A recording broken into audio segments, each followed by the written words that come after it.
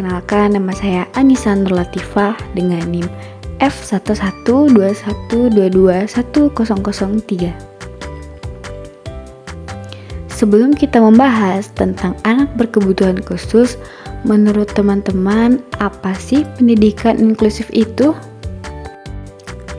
Nah, jadi pendidikan inklusif merupakan suatu sistem layanan pendidikan yang memberikan kesempatan yang sama kepada semua anak tanpa membedakan anak reguler dan anak berkebutuhan khusus untuk menempuh pendidikan dalam suatu lingkungan belajar yang sama.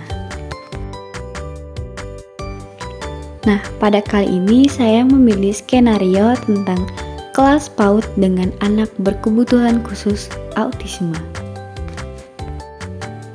Alasan saya memilih skenario ini karena setiap anak harus mendapatkan hak pendidikan yang setara bagi setiap anak. Namun, kenyataannya masih banyak sekali sekolah inklusif yang masih mengabaikan anak berkebutuhan khusus seperti autisme. Anak tersebut pada saat di sekolah dibiarkan untuk bermain sesuka hati tanpa diberikan sedikit pembelajaran yang dapat menstimulus pertumbuhan dan perkembangan anak autisme, sehingga pertumbuhan dan perkembangan anak autisme tidak mendapatkan peningkatan ke arah yang lebih baik dari sebelumnya.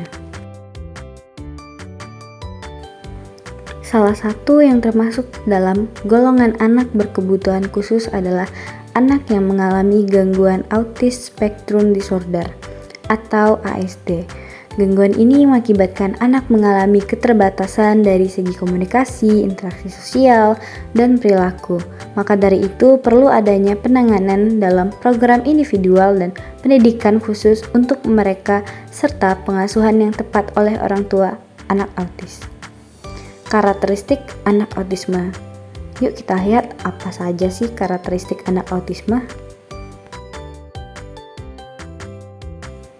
Anak autis ditandai dengan kesulitan berinteraksi dengan orang lain, gangguan bahasa yang ditandai dengan penguasaan yang tertunda, kalimat terbalik, aktivitas bermain yang berulang, dan stereotip. Jalur memori yang kuat dan kebutuhan obsesif untuk menjaga segala sesuatunya tetap teratur. Pada aspek sosialnya, anak autis cenderung memiliki dunianya sendiri, terhambat dalam hubungan interpersonal, baik dengan teman sebaya maupun dengan orang-orang yang ada di sekitarnya. Tidak menengok pada saat dipanggil, cenderung menghindari kontak mata dan kurang memiliki konsentrasi. Nah, ini merupakan program pembelajaran individual yang dirancang khusus untuk anak berkebutuhan khusus autisme. Di mana di sini terdapat aspek akademik yang ingin dicapai, selanjutnya deskripsi kemampuan anak pada saat ini, dan juga memiliki dua tujuan. Di mana dua tujuan ini yang pertama ada tujuan jangka panjang dan juga tujuan jangka pendek.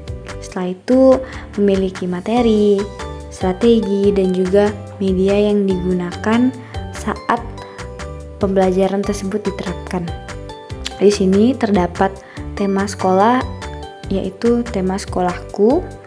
Nah, tujuan jangka panjangnya di sini anak mampu melakukan gerakan meremas media wadah sensorik dan luspar secara mandiri, dan jangka pendeknya anak mampu melakukan gerakan meremas, menggenggam, dan memindahkan media wadah sensorik dan luspar dengan bimbingan.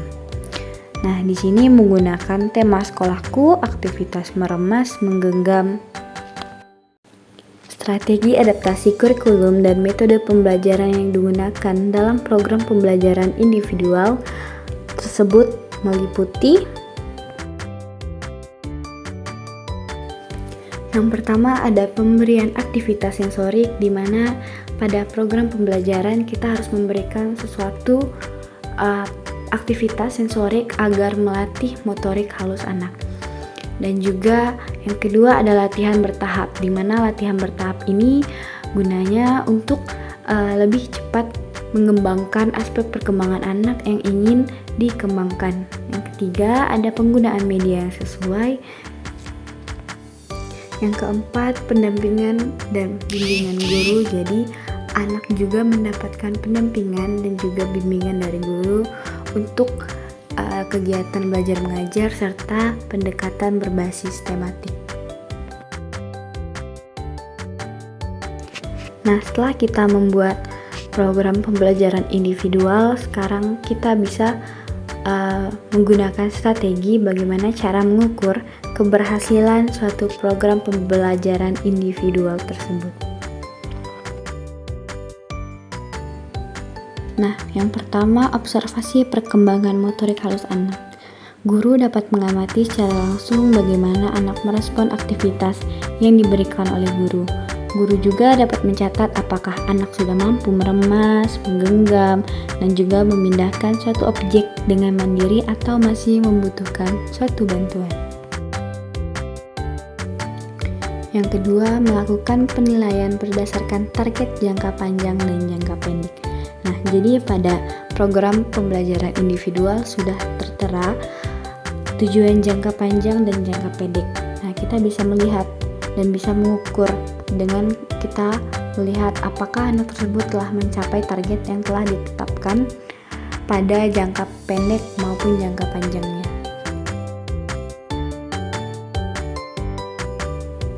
Selanjutnya kita akan melihat tantangan serta solusi dalam implementasi program pembelajaran individual ini. Tantangan yang pertama yaitu kurangnya konsistensi latihan di rumah. Anak autisme mungkin tidak mendapatkan latihan yang cukup saat berada di luar kelas, sehingga perkembangan motorik halus anak akan lebih lambat dari pada anak yang mendapatkan latihan yang cukup di luar kelas. Solusi yang bisa diberikan dengan memberikan tugas sederhana untuk dilakukan di rumah seperti bermain dengan adonan tepung atau meremas spons saat mandi. Tantangan yang kedua yaitu keterbatasan sumber daya, di mana keterbatasan sumber daya seperti bahan ajar, peralatan, atau ruangan yang kurang memadai dapat menghambat implementasi program pembelajaran individual. Solusi yang dapat diberikan dengan memanfaatkan bahan-bahan yang tersedia di lingkungan sekitar sekolah.